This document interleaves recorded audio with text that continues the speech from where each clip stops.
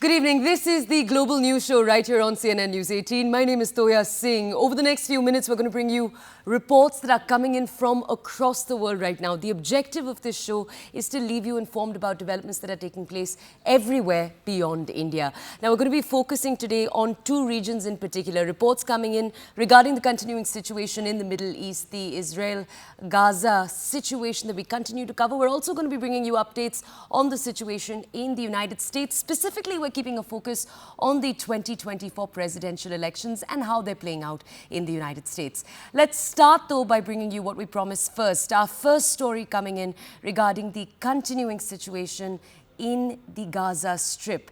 The IDF has released more details regarding the deaths of 3 Israeli hostages at the hands of its own nation's military. Israeli military has revealed that hostages emerged shirtless from a building and even waved a makeshift white flag. This is before they were shot down. Now we're going to bring you more details. This is an incident that took place over the weekend, or at least that's when IDF made public a confirmation that 3 hostages, 3 Israeli nationals, were shot down by mistake by the IDF. Now, one hostage even shouted help in Hebrew before he was shot down by mistake. Now, we're going to bring you more details on this, but the gruesome shootings have brought to the street large amounts of people. At least that's what media reports are pointing to. These protests taking place in different cities across Israel. It's inflamed massive criticism against the Israeli Prime Minister Benjamin Netanyahu. Now, families are furious that Netanyahu is not doing enough, according to them, to free over 130 captives that are still held by Hamas for months now. As the war rages on, Netanyahu has received heavy backlash for putting military operations over the safety of Israelis, according to his critics. The protests come amid U.S. Defense Secretary Lloyd Austin's visit to Israel as we speak. Lloyd is expected to focus on Israel's transition to a more limited, focused conflict. Now, Netanyahu's troubles seem to be mounting from all directions. Other allies of his are also pressing for some kind of resolution with Hamas. This is with the death toll, as we speak, now crossing 20,000 people. We're going to bring you more on the developments as they're taking place. We're also going to be playing out for you different reactions on this story. Take a look.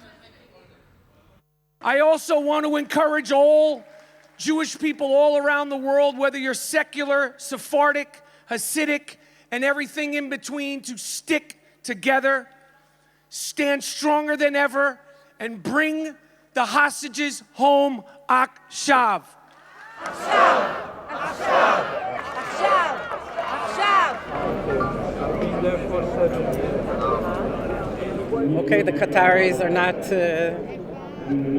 our best buddies, but there's all these negotiations through third and fourth sides, and whatever is possible is, should do it. Okay, we wanted to understand more on this entire story. We have joining us now the CEO for Israel Innovation Fund, Adam Scott Pelosi, is with us right now. We're going to speak to him about the entire situation, specifically how it is as we speak in Tel Aviv. Adam, thank you for joining us here on CNN News 18. Adam, if we could take to you our first question. Reports that are coming in from multiple media agencies of protests taking place across different parts of Israel. This is anger, specifically after the shooting of 3 Israeli hostages by the IDF. Could you bring us more context? There was an event the other night in Tel Aviv that was organized by what were formerly the organizers of the judicial overhaul protests, and also who were a part of the crime minister protests. And I think that's very important to note that these are not like spontaneous eruptions over the anger of these 3 hostages dying from friendly fire.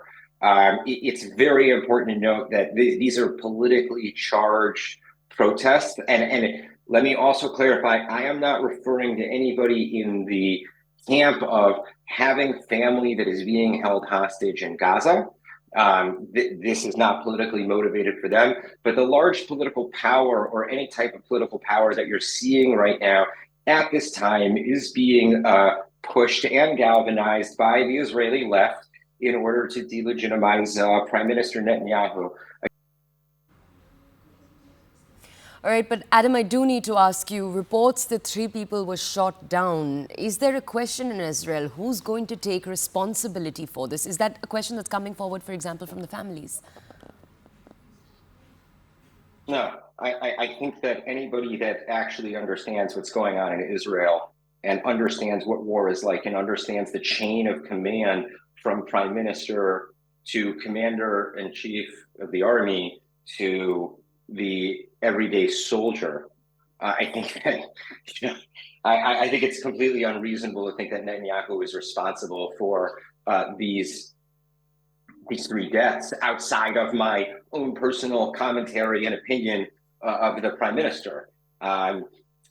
In my opinion, what I am seeing or observing right now, I think what other people are observing, is an international campaign to delegitimize the government of Israel at this time, because it's very clear that this government, without what people deem the extreme right element of this government, are not necessarily going to be, I want to say this correctly.